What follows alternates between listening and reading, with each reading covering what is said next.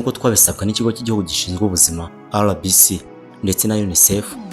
Reka tubagezeho icyo abikorera basabwa mu gushyigikira politiki ziteza imbere umuryango naho nta kazi gakorerwa. Njye tugiye kubana muri kiganiro Nsengiyumva Ignace aka Optimiste l'enfant de l'Afrique. Hafi 87% by'ababyeyi b'u Rwanda bonsa abana babo mu gihe cy'amezi 6 ya mbere y'ubuzima bwabo nta mfashabere. Uko umwana arushaho gukura niko yonswa gake cyangwa agahabwa indyo yuzuye. 60% by'abana bo mu Rwanda nibo bahabwa imfashabere nyuma y'amezi 6, naho 18% by'abana bari munsi y'imyaka 2 bahabwa indyo nziza igizwe n'ibiribwa bitandukanye. Alexis Mucumbitsi ukuriye ishami ry'imirire n'isuku muri gahunda y'igihugu yita ku mikurire y'abana bato NECDP yagize ati, iyo umwana arengeje amezi 6 ya mbere y'ubuzima aba agikeneye gukomeza konswa. Biha umwana intangiriro nziza mu buzima kandi bikamurinda kurwaragurika n'izindi ndwara.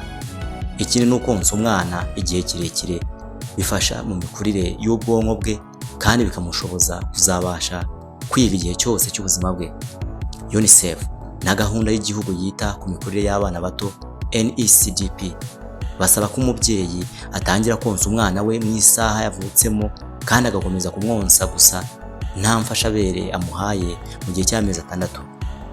Binasaba ko ababyeyi bonsa abana babo byibuze mu gihe cy'imyaka 2 kandi bakabaha imfashabere nziza yuzuye intungamubiri nyuma y'amezi 6. Uku gutangira kwiza k'ubuzima bishingiye kuri politiki nziza ziteza imbere umuryango zikanashyigikira igikorwa cyo konsa. Nubwo abagore aribo bonsa abana babo ntabwo babishobora bonyine. Mu rwego rwo kwizihiza icyumweru mpuzamahanga cyahariwe konsa, UNICEF na NECDP bari gusaba abikorera gushora imari mu kubaka ahantu hagenewe konsa, kwishyura ibiruhuko byo konsa n'ikiruhuko cyo kubyara cy'ibyumweru 18. Ted Mal uhagarariye UNICEF mu Rwanda yagize ati, tumaze kubona ko inganda z'icyayi zatangiye gushora imari mu gushyiraho politiki zibereye umuryango. Aha twavuga nko koherereza akazi abashakanye bakibyara bwa mbere, gushyiraho ibyumba byiza byagenewe konyerezamo n'ubundi buryo butandukanye bwo kwita ku bana uko bagenda bakura. Twasanze dukeneye izindi nganda zabikorera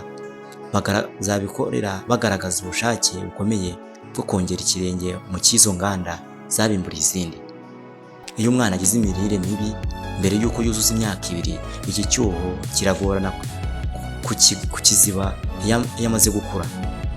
Sosiyete z'icyayi nka Sorwate batangiye gushora imari mu gushyiraho politiki zijyanye n'imirire mibi mu bana bato bagaragaza ko bifitiye inganda n'abakozi akamaro.